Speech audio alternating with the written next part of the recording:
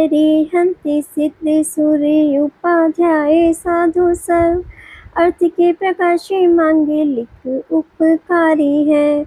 जिनको स्वरूप जान रागते भई जो पति काय को न माए सुते उचारी है। धन्य धन्य तिन्हे ही से काज सब आज भय कर जोड़े बार बार वंदना हमारी है। मंगल कल्याण सुख ऐसो हम चाहत हैं हो मेरी ऐसी दशा जैसी तुम धारी है। हो मेरी ऐसी दशा जैसी तुम धारी है। हो मेरी ऐसी दशा जैसी तुम धारी है। जय जिनेंद्र। हमारे YouTube चैनल जिनमार्ग में आपका स्वागत है। हमारा पद्म पुराण ग्रंथ चल रहा है, आप सब ध्यान से इसको सुनिए और स्वाध्याय का लाभ लीजिए। पर्व 50 हनुमान का अपने नाना राजा महेंद्र के साथ युद्ध और मिलन।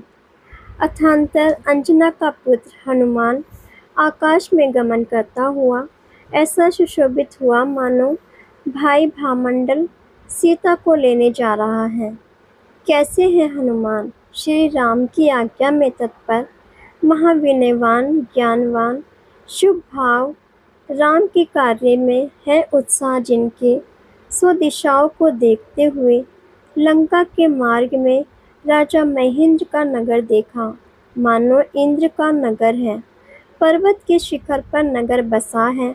वह नगर दूर से हनुमान ने देखा। तब हनुमान ने सोचा कि यह दुर्दुब्बी महेंद्र का नगर है। मेरे नाना कैसे? मेरी माता को उसने दुख के समय में शरण नहीं दिया।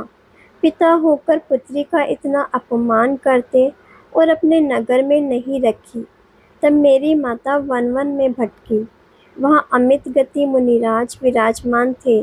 उन्होंने अमृत समान वचन कहकर शांति दी और मेरा जन्म गुफा में हुआ। वहाँ कोई बंधु परिवार नहीं। मेरी माता शरण में आई और यह नहीं रखे कि क्षत्रियों का धर्म नहीं, इसलिए इनका मान गर्व नष्ट करूं। तब क्रोध से रण के नगाड़े ढोल बजवाए, शंख की ध्वनि हुई, योद्धाओं के आयुध दिखने लगे। राजा महेंद्र पर चक्र आया सुनकर सेना सहित बाहर निकला। दोनों सेना में महायुद्ध हुआ। महेंद्र राजा रथ में चढ़ा, मस्तक पर छत्र फिरता, धनुष चढ़ाकर हनुमान पर आया। हनुमान ने उसके बाणों से ही उसका रथ तोड़ दिया, धनुष छेद दिया। जैसे मुनिराज 3 गुप्तियों सहित मान को नष्ट करते हैं, पुनः महेंद्र दूसरा धनुष लेने को गया, उसके पहले ही रथ के घोड़े छुड़ा दिए। सो रथ के पास ही महेंद्र भ्रमण करते रहे। तुरंत ही महेंद्र का पुत्र विमान में बैठ हनुमान पर आया। तब हनुमान का एवं मामा का परस्पर महायुद्ध हुआ। हनुमान ने विद्या बल से उसके शस्त्र तोड़ फोड़ कर दूर किए। जैसे योगीश्वर आत्म चिंतन कर परेश्वर से कर्म नष्ट करते हैं, मामा ने अनेक शस्त्र चलाए पर हनुमान को एक भी नहीं लगा। जैसे मुनिराज को काम का एक भी बाण नहीं लगता, महेंद्र के पुत्र के सभी शस्त्र निरर्थक हुए और हनुमान ने उसे पकड़ा, जैसे सर्प को गरुड़ पकड़े। तब राजा महेंद्र पुत्र को पकड़ा देख महाक्रोधित होकर हनुमान पर आया, जैसे साहस गति राम पर आया था। हनुमान महाधनुषधारी सूर्य समान रथ पर चढ़े, शूरवीरों में महाशूरवीर नाना के सन्मुख आए। देवों के करोध, कुंठार, खड्ग इत्यादि अनेक शस्त्रों से पवन एवं मेघ समान महायुद्ध हुआ।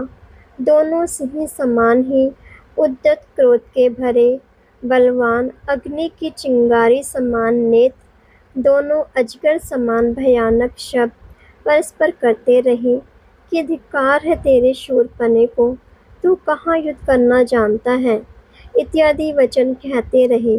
दोनों विद्या बल सहित अपने लोगों को हाहाकार जय जयकार कराते रहे। राजा महेंद्र महाशक्ति का धारी क्रोध सहित हनुमान पर शस्त्रों के समूह डालता रहा। फरसा, बाण, मुदगर, गदा, शाल वृक्ष, वट वृक्ष इत्यादि अनेक आयुध हनुमान पर महेंद्र ने चलाए, तब भी हनुमान व्याकुलता को प्राप्त नहीं हुए और विद्या के प्रभाव से सबको नष्ट कर दिए। पुनः अपने रथ से उछलकर महेंद्र के रथ में कूद पड़े। हाथी की सूंड समान हनुमान ने राजा महेंद्र को पकड़ लिया और अपने रथ में ले आए। शूरवीर पने से जीत का शब्द प्राप्त किया। सभी लोग प्रशंसा करने लगे। राजा महेंद्र भी हनुमान को बलवान जान सौम्य मधुर वाणी से प्रशंसा करने लगे। हे पुत्र, तुम्हारी महिमा हमने सुनी थी, अब तो प्रत्यक्ष देख ली। मेरे पुत्र प्रसन्न कीर्ति को आज तक किसी ने जीता नहीं था। रत्नपुर का राजा इंद्र भी नहीं जीत सका। विद्याधगिरी के निवासी विद्याधर, उनमें प्रभाव सहित सदा महिमा को धारण करने वाला मेरा पुत्र प्रसन्न कीर्ति को तुमने जीता और पकड़ा। धन्य पराक्रम तुम्हारा, आपके समान और कोई पुरुष पृथ्वी पर नहीं। अनुपम रूप आपका, हे पुत्र हनुमान, तुमने हमारे सब कुल उज्ज्वल किए। चरम शरीरी अवश्य ही योगीश्वर होगा। आपका शरीर का बल, तेज की राशि, कल्याण मूर्ति कल्पवृक्ष प्रकट हुआ है। तुम जगत में गुरु कुल का आश्रय मेघ समान है। इस प्रकार नाना ने प्रशंसा की। मोह से आंखों में पानी आ गया। रोमांचित हुए, मस्तक चूमा, हृदय से लगाया। तब हनुमान ने हाथ जोड़ प्रणाम कर क्षमा कराई। एक क्षण में और ही हो गया। हनुमान ने कहा, हे नाथ, मैं बाल बुद्धि, मैंने जो आपका विनय किया हो वह क्षमा करना। और श्री रामचंद्र जी का कीकंदापुर आने का एवं स्वयं को लंका जाने का यह सभी वृतांत कहा और कहा कि मैं लंका जाकर आता हूँ, आप कीकंदापुर जाओ, राम की सेवा करो। ऐसा कहकर हनुमान आकाश मार्ग से लंका की ओर चले, जैसे स्वर्ग को देव जाए। और राजा महेंद्र, रानी हृदयवेगा एवं पुत्र प्रसन्न कीर्ति सहित राजकुमारी अंजना के पास गए। अंजना को माता पिता और भाई का मिलन हुआ। सबको महाहर्ष प्राप्त हुआ। पुनः राजा महेंद्र कीकंदापुर आए। तब राजा सुग्रीव, विराधित आदि सन्मुख गए और श्री राम के निकट लाए। राम बहुत आदर सहित मिले। जो राम समान महापुरुष, महातेज प्रताप रूप, निर्मल चित्त, उन्होंने पूर्व जन्म में दान, व्रत, तप आदि पुण्य किया। इसलिए हे देव, विद्याधर, भूमि गोचरी सभी सेवा करते हैं। जो महामान्य बलवान पुरुष है वह सब राम के वश होते हैं। इसलिए सभी प्रकार से अपने मन को जीतकर पुण्य कार्य का प्रयत्न करना चाहिए। हे भव्य जीवों, सत्कर्म के फल से सूर्य समान दीप्ति को प्राप्त हो। महेंद्र का पुत्री अंजना से मिलन, पुनः श्री राम के निकट आने का वर्णन करने वाला 50वां पर्व पूर्ण हुआ। पर्व 51, श्री राम को गंधर्व कन्याओं की प्राप्ति। अथांतर हनुमान विमान में बैठकर आकाश मार्ग से जा रहा था। मार्ग में दधिमुख नाम का द्वीप, उसमें दधिमुख नगर में दही समान सफ़ेद भवन, उद्यान, स्वच्छ जल से भरी बावड़ियाँ, सीढ़ियों सहित कमल पुष्पों से शोभित है। गौतम स्वामी राजा सैनिक से कहते हैं, हे राजन, इस नगर से दूर वन है। उसमें तृण, बैल, वृक्ष, कांटे एवं सिंह, उल्लू आदि पशु और दुष्ट पक्षी विचरण करते हैं। ऐसे भयानक वन में दो चारण मुनिराज 8 दिनों का कार्य सक कर ध्यान मुद्रा में खड़े थे और वहां से 4 कोस दूरी पर 3 कन्याएं रूपवान मनुष्य सफ़ेद कपड़े पहने विधि पूर्वक महातप से विद्या सिद्ध करती ऐसे लगे मानो 3 लोक का आभूषण ही हो। वन में अग्नि लगी तब संपूर्ण वन अग्नि से जलने लगा। दोनों निर्ग्रंथ योगी, मोक्षाभिलाषी, राग द्वेष के त्यागी, शांत मुद्रा, नासा दृष्टि रूप धीर वीर वृक्ष समान खड़े होकर कार्य को धारण किया। जीवन मरण, शत्रु मित्र, कंचन पाषाण समान ऐसे महातपस्वी दोनों मुनिराजों को अग्नि में जलते देख हनुमान का हृदय कंपित हो गया। वात्सल्य गुणों से सहित व्ययव्रत करने में तत्पर समुद्र का जल लेकर मूसलाधार बारिश बरसाई। तब क्षण मात्र में पृथ्वी जल से भर गई। उस अग्नि को जल से हनुमान ने ऐसे बुझाई जैसे मुनि क्षमा भाव रूपी जल से क्रोध रूपी अग्नि का नाश करे। मुनिराजों का उपसर्ग दूर कर पूजन किए और वह 3 कन्याएं विद्याओं का साधन करती थी। उनको दावानल की दाह से आकुलता हुई, वह हनुमान के द्वारा नष्ट हुई और तीनों को विद्या सिद्ध हुई। उन्होंने मेरु की 3 प्रदक्षिणा कर मुनियों के पास आकर नमस्कार किया और हनुमान की स्तुति की। हो तात, धन्य आपकी जिनेश्वर भक्ति। आप कहाँ जा रहे थे? सो यहाँ साधुओं की रक्षा की हमारे कारण वन में उपद्रव हुआ। सो मुनिराज ध्यान से नहीं डिगे। तब हनुमान ने पूछा, आप कौन हो? इस निर्जन स्थान में किस कारण रह रही हो? तब सबसे बड़ी बहन कहने लगी, ये दधिमुख नगर, यहाँ का राजा गंधर्व, उनकी हम तीनों पुत्रियाँ, बड़ी चंद्ररेखा, दूजी विद्युत प्रभा, तीसरी तरंगमाला, सभी की प्यारी, विख्यात पर्वत के विद्याधरों के सभी राजकुमार हमारे विवाह के लिए हमारे पिता से याचना करते और एक दुष्ट अंगारक नाम का अभिलाषी आताप रूप रहे।